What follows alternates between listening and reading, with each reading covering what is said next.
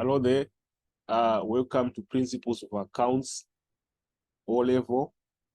I would like to look at this paper that we have here. This is a paper from June 2023, paper 1, and so multiple choice. So we're going to go through this paper, and we're starting on number 1 there.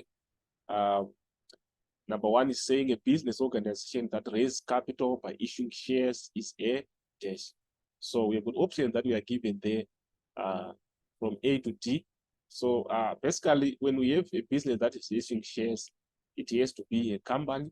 There's no other business that issues shares which is not a company. So according to the option that we are given, that makes A limited company the most appropriate. So if you look at other options, this is not for profit making organization, but we know that an organization that doesn't make profit is not a business, because this question is specifically looking for a business.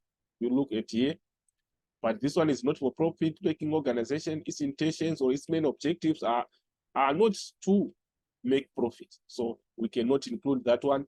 That makes it out. And then partnership, you know that these are 2 or more people that have joined together to do business. And there's no the issue of issuing shares. So it's out. And then we've got sole proprietor. This is one person that is operating a business. And also there is nothing in common in terms of issuing of shares. So that makes D also not correct. So we are left with A. So A is most appropriate there. Then we go to B, which is the first stage of the accounting cycle. And we know the accounting cycle starts when transactions are done, because the transaction is the first thing that that happens in an accounting cycle. When a transaction, someone goes to buy something from at the shop, when that someone pays money, we say a transaction is taken place. Someone is bought goods, isn't it, on cash, and then we say a transaction. Then after that transaction is transpired, that's when now it is now processed and it's supported by a source document. So the transaction is the one that takes place first, and then the source document comes to support the transaction. For example, someone buys something using cash. When the payment has been processed, the person is given a receipt. Then the receipt becomes a what? A source document. So that makes D the most appropriate. Then if you look at ledger, ledger is when we reach the stage of preparing those T accounts, and this is now almost in the middle of the accounting cycle. So if you look at the ledger, we've got different types of ledgers. We've got the sales ledger, we've got the purchase ledger, and we've got the general ledger. Those 3 main types of ledgers. So that one is out. Then source documents, we know what is a source document. Examples of source documents, we've got receipts, we've got bank statements, we've got invoices, debit notes, credit notes. Those are source documents. Then we've got subsidiary books. These are books of original entry, the day books or the journals. These books take information from the source documents, and then the information from the source documents is entered in these books of original entry. So these subsidiary books come later after we have a transaction. Then we have source documents, and then we post the information to the subsidiary books. So that is what we have on number 2. Then we go to number 3. Number 3 is saying manual processing of data. Remember, on processing of data, we've got manual and also we've got electronic processing of data. We should know their advantages and disadvantages. But according to the question that we have here, manual processing of data, they want an explanation that is explaining the manual processing of data. And look at the first one, it is cheap. This is not correct, because manual processing is processing using human labor, and that human labor needs to be trained, needs to be familiarized with the system of processing that we are doing, and that involves a lot of money and payments of salaries and wages, etc. And those who are going to train also need to be paid. So it becomes costly. So it's not cheap. So A is out. It is flexible. Flexibility is correct, because when we are manual processing, we can adjust the processing ways according to what suits with us, according to our situation, which is correct, which is different from electronic. Electronic, we are saying this is a computerized system of processing of data. It is programmed, it acts in a certain way that it is programmed. So whenever there's a change that needs to be done, it's something that cannot be done overnight. So that makes the electronic one rigid, rather than being flexible. So flexibility now applies only to manual. So B is correct. Then you go to C. Is more accurate. It is not correct. Manual processing cannot be accurate. Remember, we said manual processing is processing using human labor. So you can understand that a human can make mistakes. We can make mistakes, but a computer, electronic, it cannot not make mistakes. So that makes C out also. Accuracy is compromised when we are using human labor. That is very true. So we go to D. Processes data fast. That's not correct. We cannot compare the speed of a human being and the speed of a computer. That's really not true. So that makes flexibility the most appropriate there. So we are left with it is flexible, which is B. Then we go to the next one. If you go to the next one now, the next one is saying NOMSA and NOMEN are in equal partnership. Equal partnership means they are sharing profit or losses 50% as to 50%, or they are sharing equally.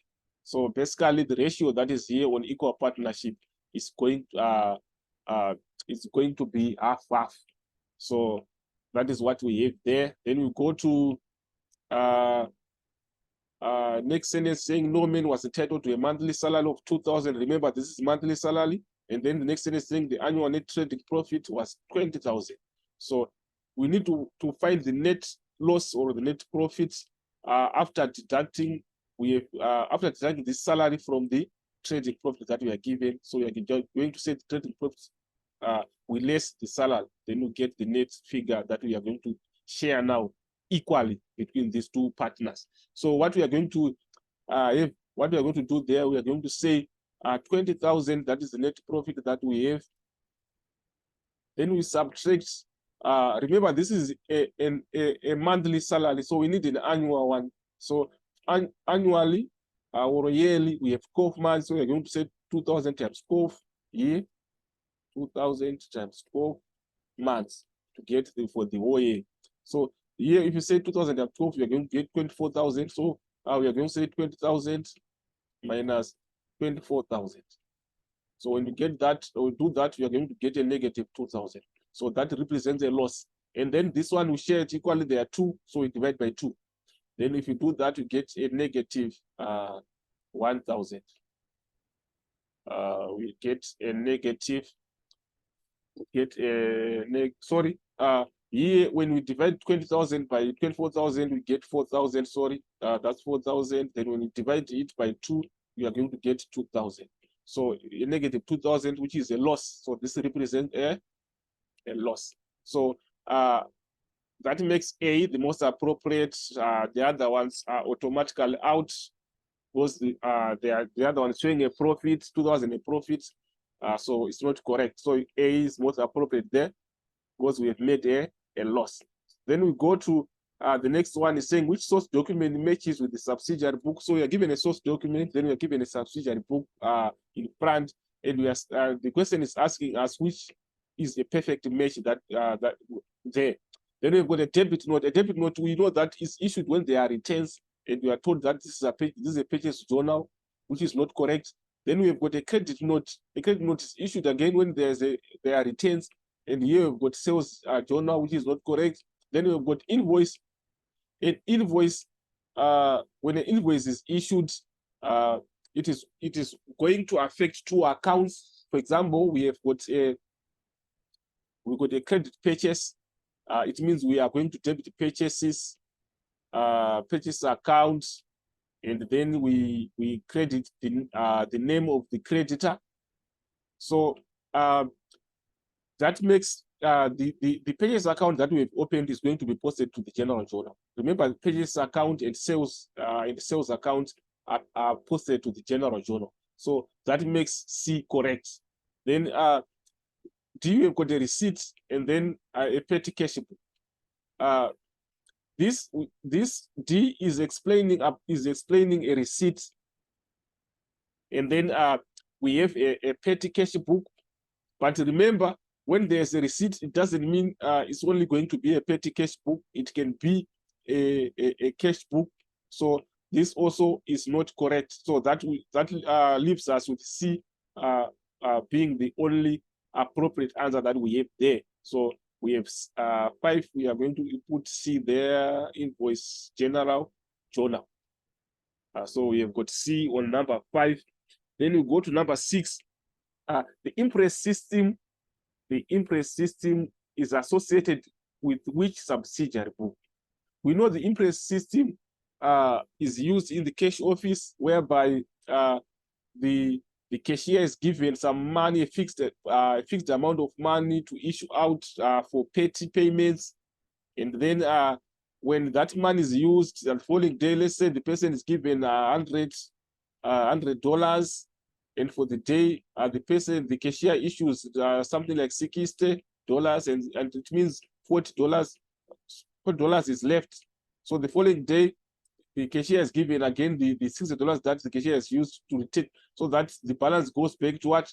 To $100. So that's the imprest system, and that is done for petty cash book. So you would see that there the most appropriate there is petty cash, which is B. Then we go to the next one. We'll try to see which we have there in terms of the next question.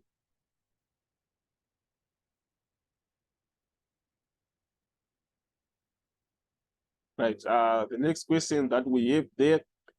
Right. So you'd see that the other options that we are given there do not match in terms of number 6. So we go to the next one, the next question on the next page.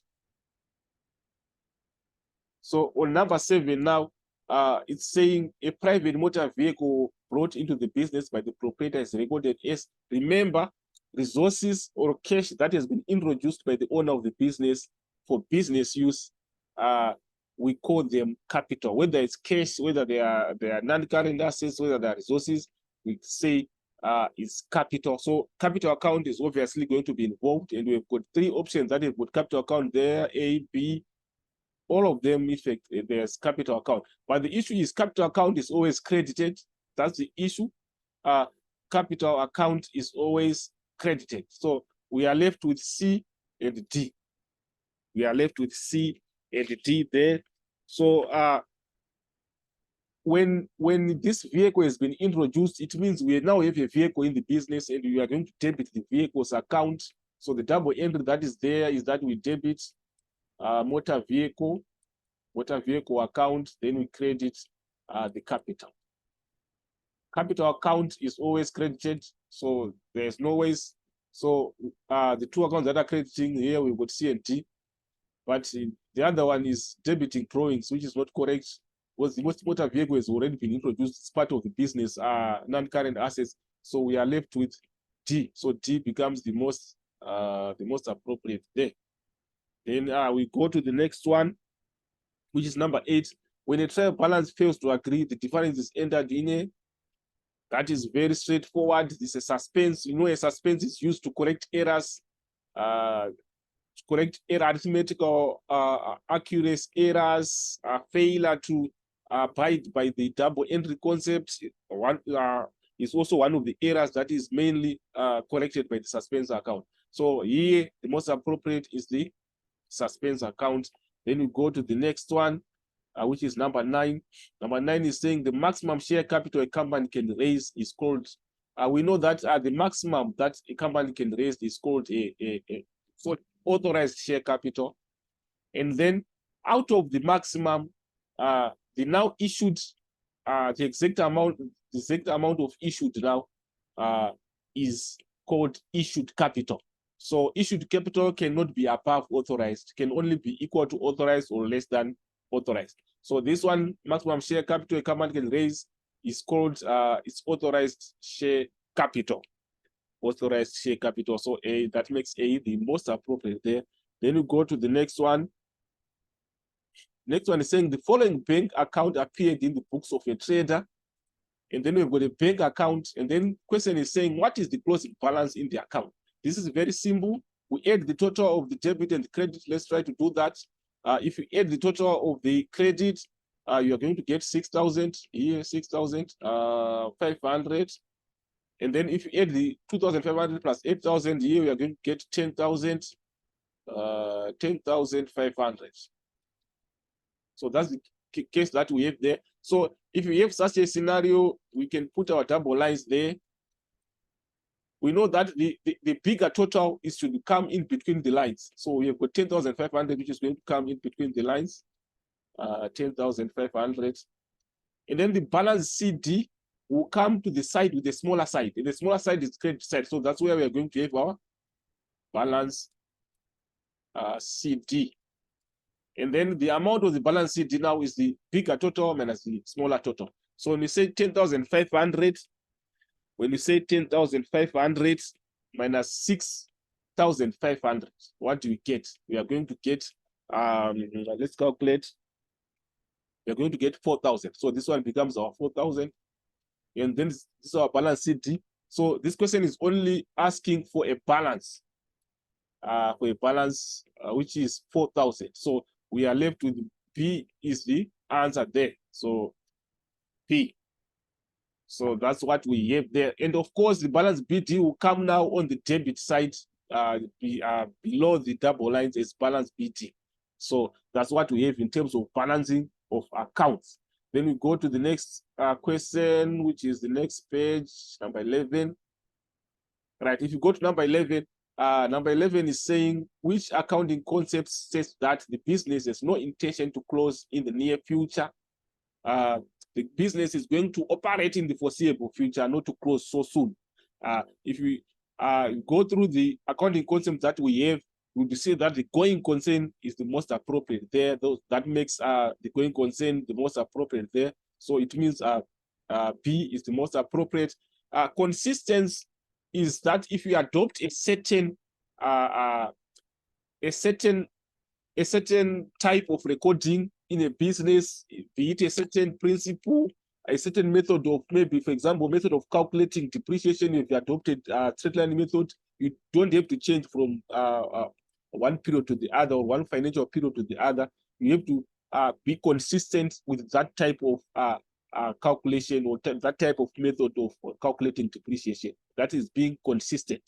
That is the consistent concept. Then historical costs entails that when you are recording non-current assets, they are supposed to be recorded at their historical costs, at the cost that they were bought, not at the market value. Market value, we are saying we bought a non-current asset at $20,000 6 years ago, but now if you sell it today, maybe you are going to sell it at $6,000. And then so the $6,000 is the market value, the value that it can be sold today. So it goes against that and says the non-current assets should be recorded at the cost at which they were acquired, when they were acquired, right? So that makes C out also. And then prudence, obviously, prudence is that we don't have to overstate profits, but we have to realize expenses as soon as they are possible, that we are going to incur them.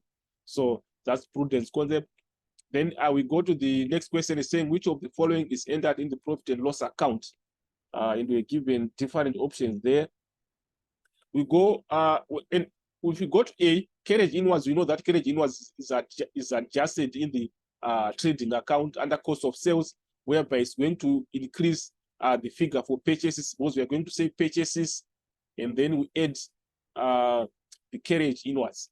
Or if you have customs duties also as part of transport costs, we can also add them there. So carriage inwards cannot be. Then we go to carriage outwards. Carriage outwards, we know that this one now can be adjusted in the profit and loss. This one is correct. Remember, carriage outwards is when we are transporting goods of customers as goods are going out of the business. So this one can be under operating expenses, can be in the profit and loss account. Then we go to returns inwards. Returns inwards, we know that they reduce the amount of sales. These are when we make sales and there are returns that are there, they're going to reduce the amount of sales, and it's adjusted in the trading account again. So it's not correct. Then we go returns outwards again, they reduce the amount of purchases. It's again under cost of sales in the trading account. So we do not have to put it under profit and loss account. So we are left only with carriage outwards, which is B. So B is the most appropriate there. Then we go to the next one, which is number 13 now. Number 13 is saying a sale of goods of for $500 to a debtor was credited to his account in error. The debtor's account should be collected by. So the scenario that we have there, let's say the scenario that we have there, it means this 500 was credited, isn't it? This is the debtor account. This is the debtor account, and then the 500 is here, and it's supposed to come here with the debit side. It's on the credit, supposed to be on the debit. So what are we supposed to do? We are supposed to put a 500 to remove this 500 on the credit, and then we put the actual 500 there. You understand? But when we put the first 500, it's turning back to zero because 500 minus 500 is zero. Then we put the actual amount, which is 500. So you are going to debit twice 500 here. So 500 I will make 1,000. So we are going to make a debit entry of 1,000. We are going to make a debit entry of 1,000, and the option for that we have there is on D. So D is the most appropriate there. Then we go to indicate D, most appropriate. Then we go to number 14 now.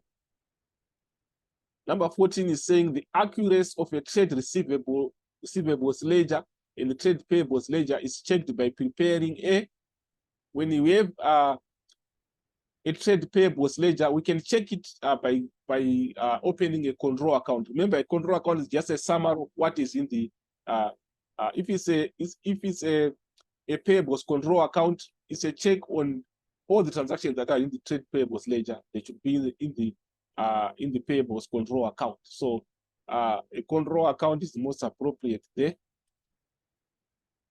And we know that a bank reconciliation is prepared to correct errors between the bank account in the ledger and the bank statement.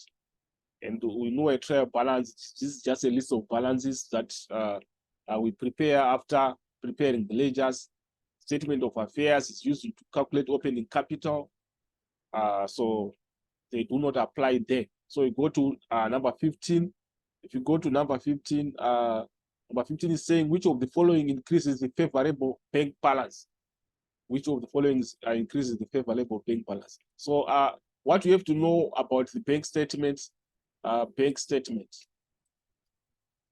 when we have a bank statement, when they say, for example, let's go to credit transfer. When they say credit transfer, they are talking about the bank statement. So a credit transfer come here. What is being credited is the bank statement. The credit transfer come on the credit side of the bank statement. And then let's go to direct debit. Direct debit, what is being debited is the bank statement. So direct debit come on the debit side of the bank statement. And then we've got a standing order. A standing order is whereby you make an arrangement with the bank that payments are deducted from your bank account each and every month. So this is a deduction that is there on the bank statement, and it comes on the debit side. So standing order again is on the debit side. And a dishonored check. A dishonored check is when we receive a check as a business, and when the check reaches the bank to be cashed, it is dishonored due to reasons. For example, there are insufficient funds in the account of the payer. The person that has prepared that check has no money in the account, then the check is rejected, becomes a dishonored check. So a dishonored check does not increase the balance of a bank statement. So that's the scenario that we have. So whenever we credit the bank statement, it's a plus. It increases. Whenever we debit the bank statement, it's a minus. So the opposite happens in the bank account that we prepare in our books. When you credit the bank statement as a plus, we are going to debit our bank account in our ledger or the cash book, we are going to debit it. And the opposite is true. When we debit the bank statement in our bank account that we have in the ledger, we credit now. So that is what happens. So the most appropriate there is the credit transfer. So we go to the next one, which is number 16. Number 16 is saying current ratio is expressed as we know the formula for current ratio is current assets as to current liabilities. And here, there we are given there as a fraction. Obviously, it is presented as current assets as to current liabilities. But then we are going to divide this current liabilities both sides. So this one obviously will become 1, and this one it will be left in this scenario that you have current assets over current liabilities, and the most appropriate that is there is A. So A becomes the answer. So current ratio, the other related ratio that is nearer to current ratio is asset test ratio. But on asset test ratio now, on current assets, we just subtract the inventory or the trading stock to get the numerator there. So if you come here, this is the question that we have on number 16. Then we go to number 17. Number 17 is saying statement of affairs is used to calculate dash. This one I've already explained it, and we say the statement of affairs is used to calculate the opening capital. Remember, when we are doing the those accounts, when you want to prepare the when we want to calculate the opening capital, we open a statement of affairs, and then we list the balance of the balance of assets at the beginning. Then we subtract all the balances of liabilities that we have at the beginning of the year. Then we get the opening capital. So opening capital is the most appropriate there. Then we go to the next question. In a not-for-profit making organization, the purchase of sports equipment by check is shown in the. Remember, this is a sports equipment is a non-current asset, so it's not going to be included in the income and expenditure. Remember, so all the responses we have with income and expenditure are not correct, and we have them on A, which means A is not correct, but it can appear. It can appear in the receipts and payments account. It can appear in the receipts and payments account, because on the receipts and payments account, we are only recording the actual payment that we did, regardless of current or not current. So receipts and payments account, and also the sports equipment, again, we are going to see it in the statement of financial position and a non-current asset. So that makes B the most appropriate. Then we go to 19. If you go to 19 is saying in a manufacturing business, royalties are part of, and we know royalties are adjusted there as a direct cost. So that makes royalties a direct cost. We know that the royalties is a direct cost, and we know what is a direct cost. That is, it is a cost that can be directly linked to a certain production unit. So this is direct cost, which is the most appropriate there. Then we go to the next one, which is number 20. Number 20 is saying drawings are taken by a partner are dash. The first one is saying we debit the appropriation account. Drawings are not adjusted in the appropriation account. That much we know. On what is adjusted in the appropriation account is the interest on drawings, not drawings. Then debited to current account is correct. It is debited. We know both interest on drawings and drawings are going to be debited in the current account, which is correct. Then decredited to appropriation account, it's not entered in the appropriation account. So it's automatically out. Credited to current, it's not true. So debit is the most appropriate there. Then we are left with the B, debit the appropriation. Sorry, debit the current account. Right, that's what we have on number 20, and then we move on to the next question, which is number 21. Which of the following is part of shareholders' funds? Which of the following is part of shareholders' funds? Remember, the first one is saying authorized share capital. Authorized, we said, is not part of the calculations that we do in the statement of financial position, because this is shown as a disclosure. It's just a disclosure procedure that we do, that we just show that this is the maximum that we are allowed to raise as share capital. So out A. Then we go to interest on debenture. Debenture is not part of shareholders' fund. Remember, shareholders' funds, these are the owner's funds. The owner's funds, what belongs to the owner. So interest debenture is actually a liability. So it's not part of equity. So it cannot be shareholders' funds. Then we go to loan capital. Again, the liability cannot be part of that. But retained profits, we know that profits that have been made for the business belongs to the owners of that business. So that makes them part of shareholders' funds. So number 21, we have D there. So we can indicate D there as our answer for number 21. Then number 22, which the following was taken from the books of a trader.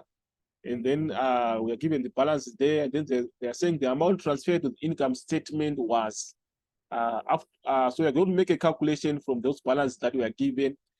So what we are going to do, we are going to put it in the form of a T account. This is a T account.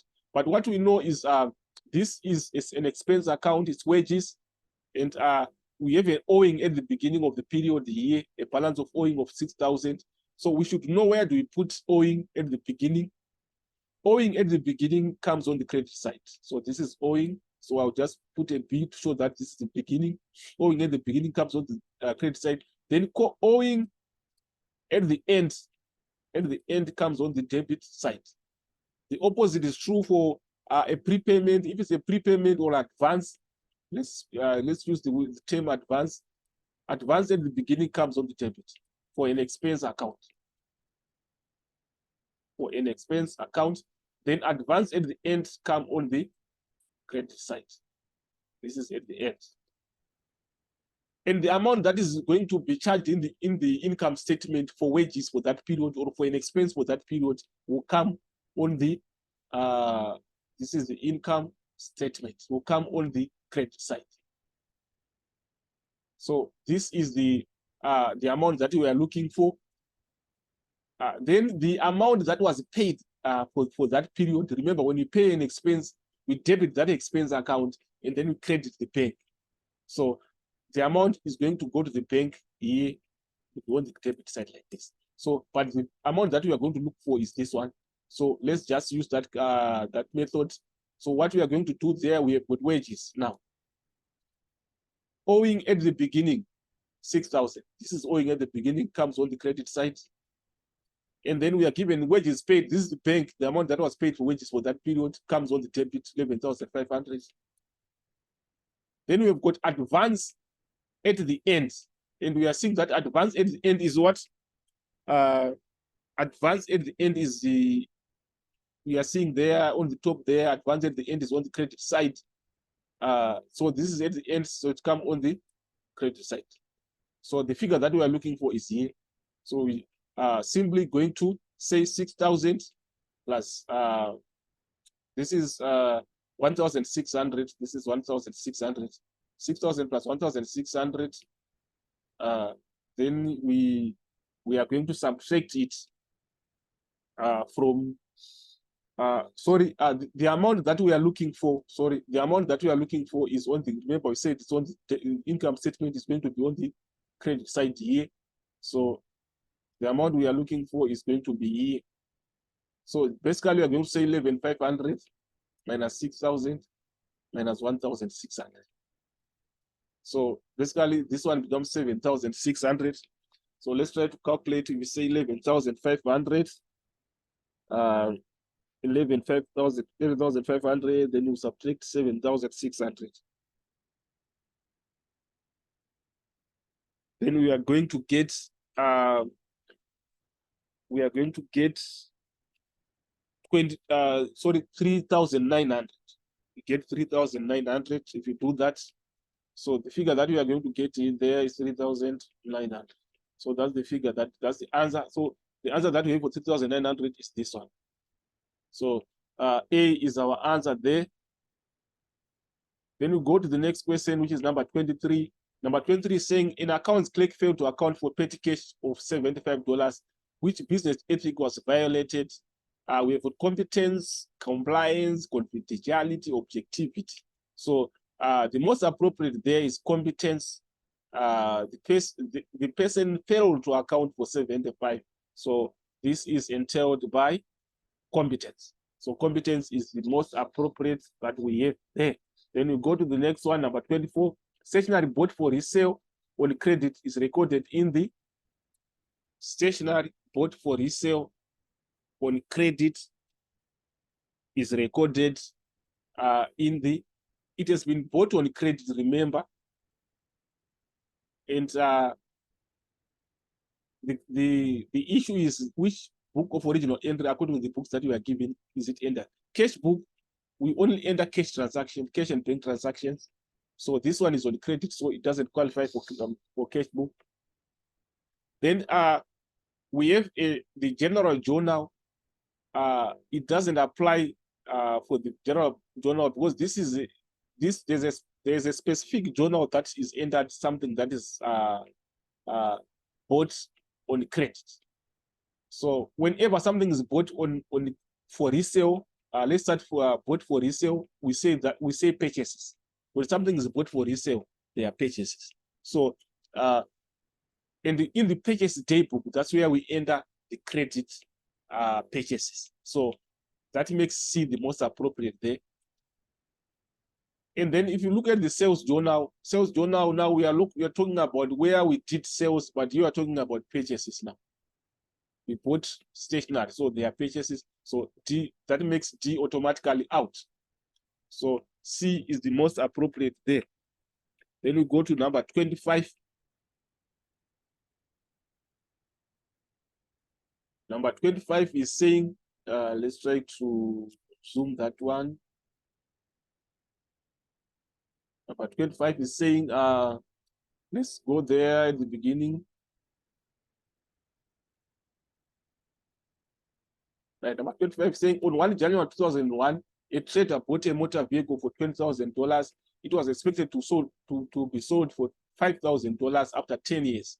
What was the accumulated depreciation for the motor vehicle on 31 December 2004 if the straight line method was used? Anyway, let's start by trying to identify how many years are we calculating for depreciation, for this accumulated depreciation. It was bought for 1 January 2001. So it stayed in January, and then it stayed for 2001. Then it was there for 2002, 2003, and then end of 2004. Then that's when we are calculating the accumulated depreciation. So it's for 1, 2, 3, 4. So we are going to calculate it for 4 years. And then the formula that we are going to use is the formula for straight line method, which says cost. To calculate the annual depreciation, we say cost minus scrap value. Cost minus scrap value, then we divide by number of years. So our cost is 20,000, and we are subtracting the scrap value that we are given is 5,000. Scrap value is the amount that we expect to sell it after the end of the period, which is 5,000. So subtract 5,000 and then divide by number of years, which is 10. So if you say 20,000 minus 5,000, get 15,000, divided by 10,000, 10 into 15,000, you get 1,500. So this is 1,500 per year. Then we multiply by the 4 years that we are talking about. So if you multiply that, yeah, you are going to get 6,000. So $6,000. So the answer is C. So that's how we calculate that one. Then you go to the next one. Right. If you go to the next one, it's saying cash withdrawn from the bank for private, which is recorded as. So here we've got the bank account and the cash account.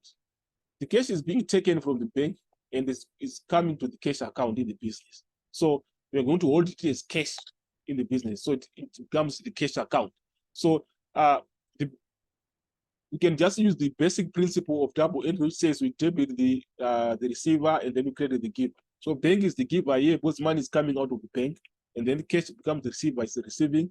So bank is credited and then we debit cash. So that makes 26. This money is being taken for private use. This money is being taken for private use. So it's not for business. So whenever money is taken for private use, it becomes drawings. So we have drawings, and we have also bank. So we open the drawings due to the fact that we have got money that's being taken for private use. So we are debiting drawings and then we are crediting bank. So D becomes the most appropriate. But if it was taken for business use, that's when we are going to debit cash account. So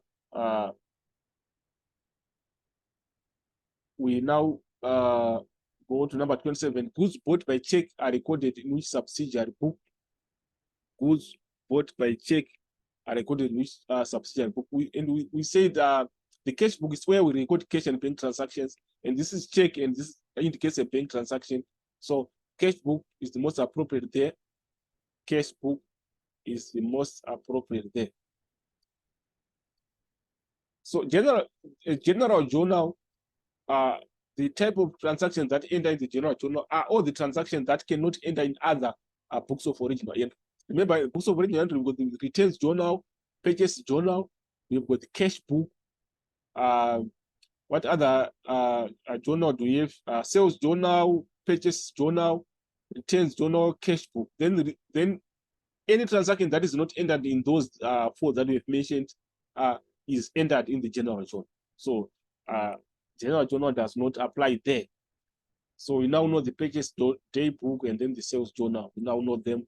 Then we go to the next question. A decrease in provision for paid and doubtful debts is, remember, whenever we have a decrease,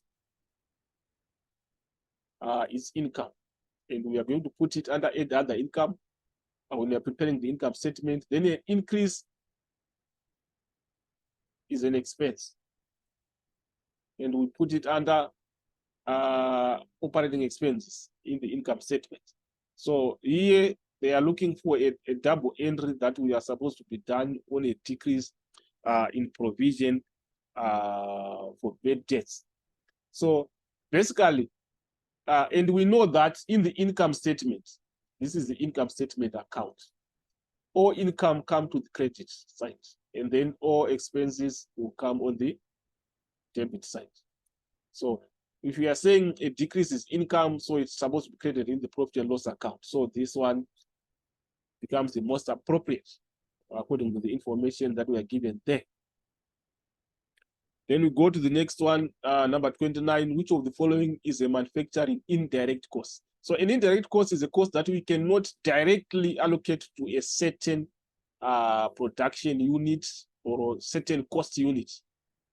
It is sort of a general expense that we cannot specifically say it belongs to this unit. So according to the responses that we are given there, you'd see that a hire special plant, we are seeing that we are hiring a certain plant. So it can be directly linked to a certain plant. Machine operators wages, this is an operator that is operating a certain specific machine. So it can be directly allocated to that machine. Then patent fees, we know that these are direct expenses. And then we got now supervisor salary. Now this person is just supervising workers, and we are not exactly sure in terms of which actually are the workers that this supervisor is supervising. So that becomes an indirect one. So that makes D the appropriate one there. Then if you try to check there, we don't have any question beneath that. So if you go to the next page, we are now going to number 30. Right, on number 30,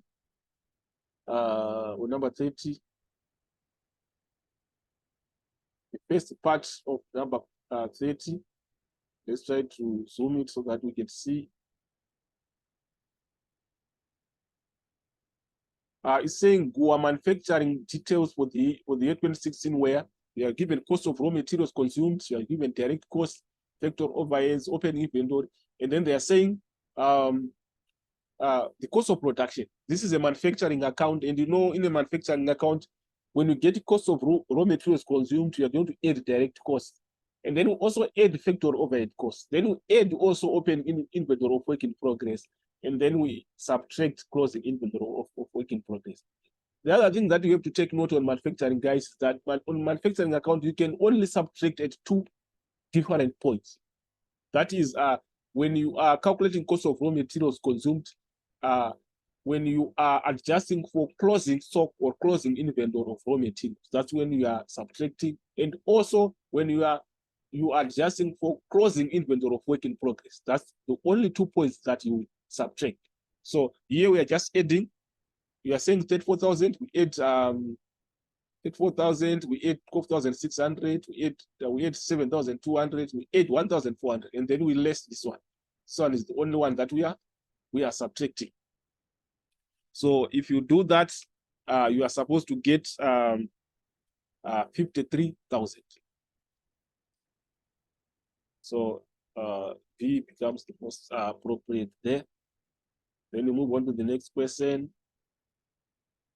The next question is saying cash withdrawn from the bank for office use is recorded as, right? This is the entry that we are saying money coming from the bank and then it goes to the office for business use. We are now crediting the bank and we debit the cash account. So C is the most appropriate there. It's the correct answer. C.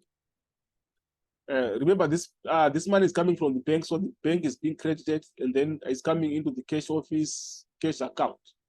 So we debit now cash account. So that's the double entry that we have there. Then we go to the next one. ABC Limited had the following share capital on 31 December 2017. Authorized share capital, and then we are given issued share capital. And then the question is saying the amount of share capital to be included in the shareholders fund was. Remember, we said authorized, we are not worried about that one. We don't include it in the calculations, so we are going to ignore that. We go to issued share capital only. And we are told that we've got 100,000 of $2 each. So we're going to say 100 times 2. Yeah. So 100 times $2, we get $200,000. Then here we've got 500,000 ordinary shares of 50 cents each. So we're going to say 500 times 50 cents. And then we get, obviously, we get 250.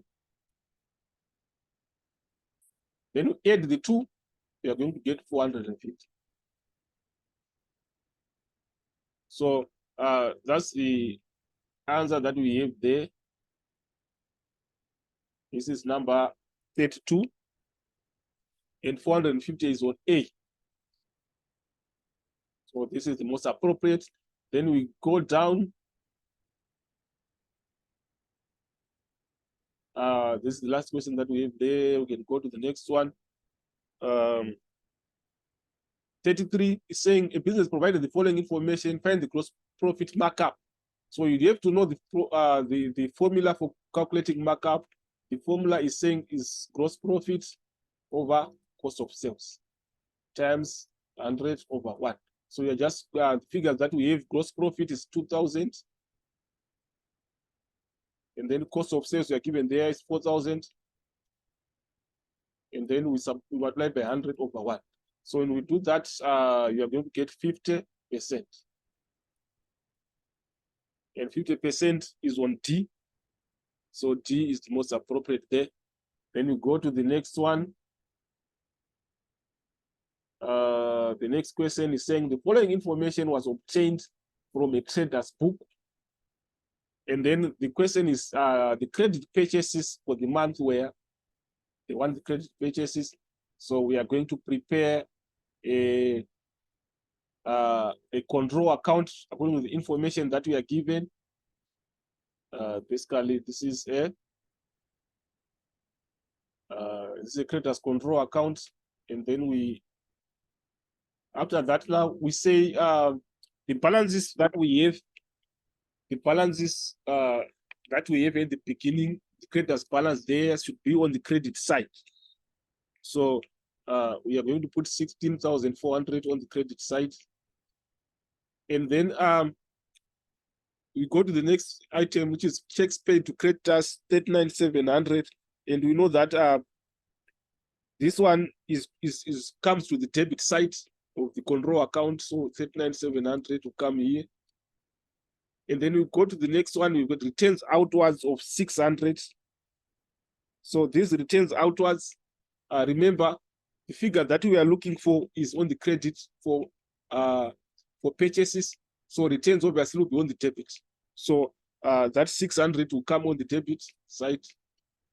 And then we go to the next one is the credit balance of 10,400. So this is the credit balance at the end, obviously. it will be a CT on the debit, then it goes as a PD there on the credit. So we have 10,400 here. So for the calculation, we're just going to say 10,400 plus 600 plus 39,700. Then we subtract 16,400.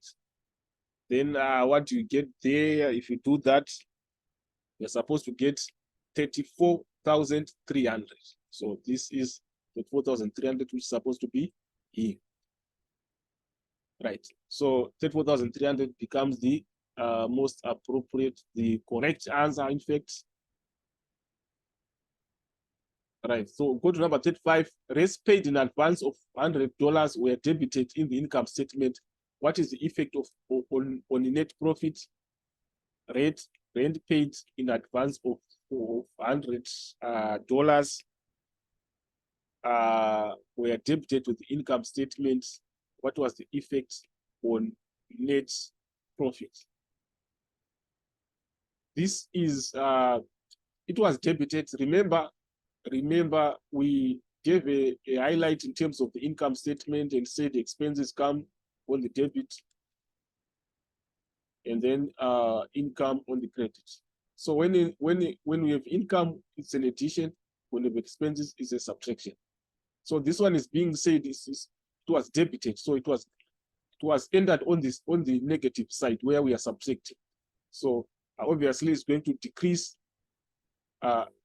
In fact, if you look at it, this $100 is a prepayment, it's an advance. It was not supposed to be adjusted in the income statement at first. So it's not supposed to be there, but it was subtracted. So the adjustment that was supposed to be done was a subtraction of 100. That was the correct adjustment that was supposed to be done there. So, but it was entered as what is the as a subtraction on the subtraction side. So the correct entry that is supposed to be done there. Okay, let's go back to the question. The question is saying what was the effect on net profit? So it means the net profit is going to have a double effect. It's going to be decreased by $200 due to the mistake that was the mistake that transpired there. We are going to have a decrease by 200. So that's the issue that we have on number 35. We have a decrease by 200. So we go to the next question, which is number 36. We go to number 36 now. A club provided the following information. The amount of subscription transferred to the income and expenditure account on 31 December 2016 was. So they want the amount of subscriptions. Remember, this subscription account is an income account. So what we do in an expense is going to be opposite to what we do the year. So we are given subscriptions in arrears at the beginning, and then we've got subscriptions received during the year, then subscriptions received in advance at the end. So basically, what happens in an income account? This is an income account. So it's the opposite to what we did in the expense account. So accrual beginning now will be on the debit. It's now opposite because this one is an income. Accrual beginning will be here, and then we've got accrual end will be on the credit. Then the advance beginning will be on the debit, on the credit. Sorry, advance beginning, then advance end. Then the amount that was received during the year will come here as bank on the debit. That was received, sorry, will come here as bank on the credit here. And the amount that is supposed to go to the income and expenditure will come here on the debit. So this is the amount that is being asked here. So we can now enter those amounts according to the information that we have there. So what we have there, we can now say this is the subscription account, subscription. Right. Here we've got arrears at the beginning, which is 750. Arrears is an accrual at the beginning, and we say it's coming on the debit side. So here is the accrual at the beginning, comes on the debit side 750. And then the received one during the year 30,500 is the one that is the bank on the credit there in the income. So it comes here 30,500. Then we have got at the end, we have got in advance, received in advance. So advance at the end, advance at the end come on the debit side. So here is 2,000. So let's try to calculate that one. So the figure that we want there is here. So we are going to say 30,500 minus 2,000 minus 750 to get the amount that we want there.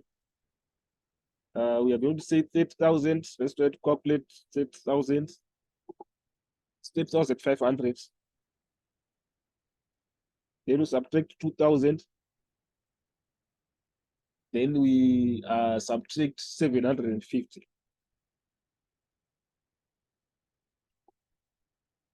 Then if you do that, you're supposed to get 27,750.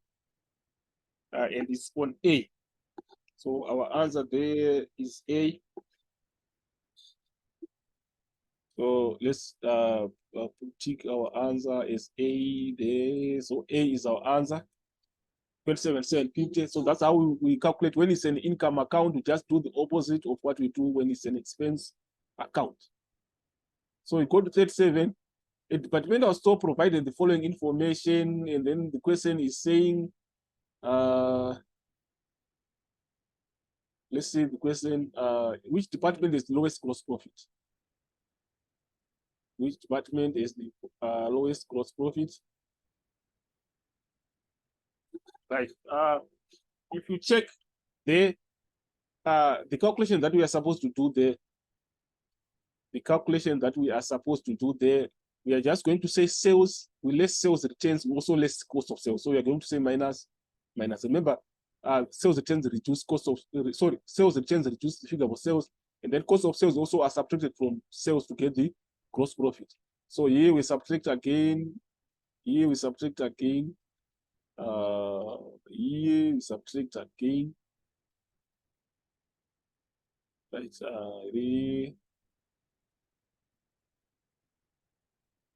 There is 1/3. We have 1/3 here. So if you do that, if you say 300 minus 50 minus 150, you're going to get 100. 300 minus 150. So minus 50, then minus 150. You are going to get, let's try to calculate that one. 300 minus 50. Minus 50, and then we also subtract 150. You're going to get 100. So we have 100 here. Then we have 250 minus 60 minus 120. 250 minus 60 minus 120.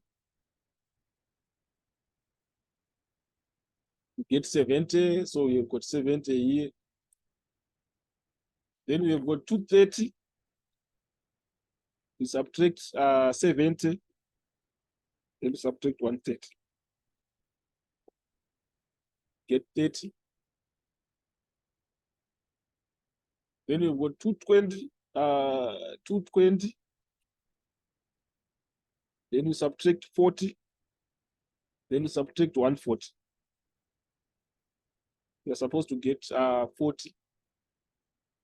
So the question is asking for the lowest gross profit. So that makes cosmetics department with the lowest gross profit. So on 37, we have cosmetics as the answer, which is B. Then we go to 38. 38 is saying the following double entry was completed in the books of L. White: asset disposal debited by 400 and income statement credited by 400. The above entry means that, so the moment that we are seeing that the income statement is being credited, we know that it's income. Remember, I said the credit side of the income statement is where income is entered. then debit, we have expenses. So it's credited, so it's going to be a profit.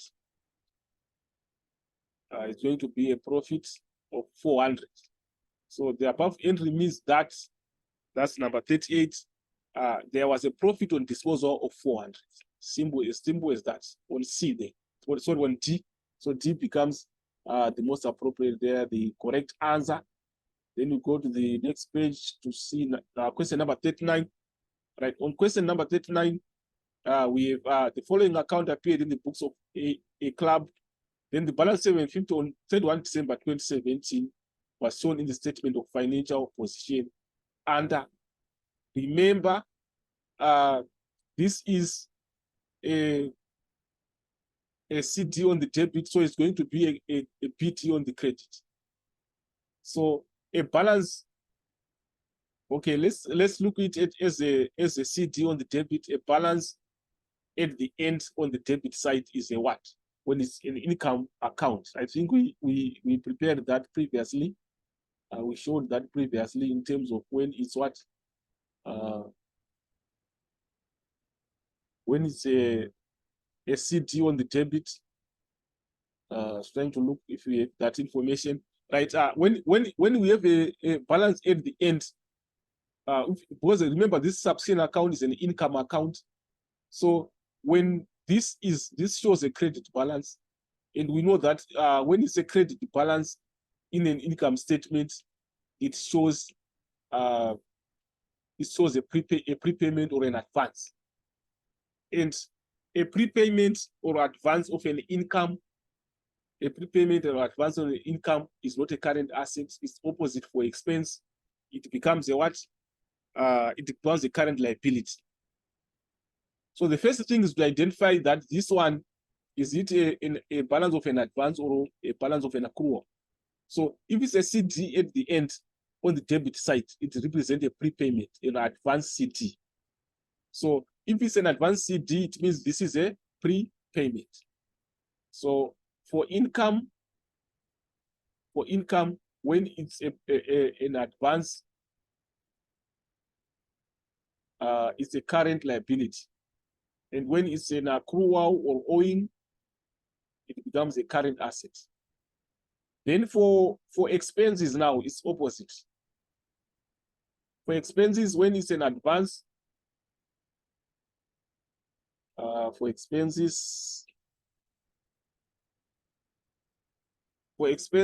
it's advance, it's a prepayment. It now becomes a what? The opposite. Sorry. When it's advanced in prepayment and it's a what? It's a current asset. And then when it's an accrual, it becomes a current liability. So it just becomes the opposite. So here we are saying it's an advance. So an advance of an income, since we are saying subscription is an income, an advance of an income is a current liability. So the correct answer is a current liability there, which is B. So that's what we have on 39. Then you go to the next one, which is number 40. The following is an extract of a trial balance as at 31 December 2016. We have got equipment cost, provision for depreciation 14,000. Equipment is depreciated at 25% per annum using the straight line method. The accumulated depreciation transferred to the income statement on 31 December 2016. On 31 December 2016 is what? Was we are told that this is depreciated using the straight line method. And they are asking about the accumulated depreciation, the accumulated depreciation transferred to the statement of financial position on 31 December 2016 was, right? We know that accumulated depreciation is the depreciation of a non-current asset from the date it was purchased up to today. So here we are calculating this depreciation up to the end of on 31 December 2016. But we are told that it has a cost of 40,000 and its provision for depreciation at the beginning of the day, that is the 1 January. Remember, the year is ending on 31 December. At 1 January, it was 14,000. So what we are going to do, we are going to calculate depreciation for this year, which is 2016. For the whole year, then we add it to 14,000, then we get the accumulated depreciation. So here we are just going to say we have 25%, which is 25 over 100. Then we multiply by the cost, which is 40,000. What do we get there? We say 25%, 25% is 0.25. Then we multiply it by 40,000. So if you do that, you are supposed to get 10,000. You get 10,000. So here is 10,000. So what it means is this 10,000 is the depreciation for the current year, which is ending on 31 December 2016. Then we add this depreciation for this. We add it to the depreciation that we are given in the list of balance. So we are going to say 14,000. We add 10,000, and then we get 24,000. So this becomes the accumulated depreciation. Accumulated depreciation. So 24,000 there is D. Right, guys? That is what we have on the paper on which was written in June 2023 this year. I hope this is going to help us for our exams as we prepare for the multiple choice paper 1. I really hope it's going to help you a lot. So still keep in touch. Those who haven't subscribed, please subscribe and share. And we'll meet next time. More videos are going to come. We'll meet next time. Stay blessed.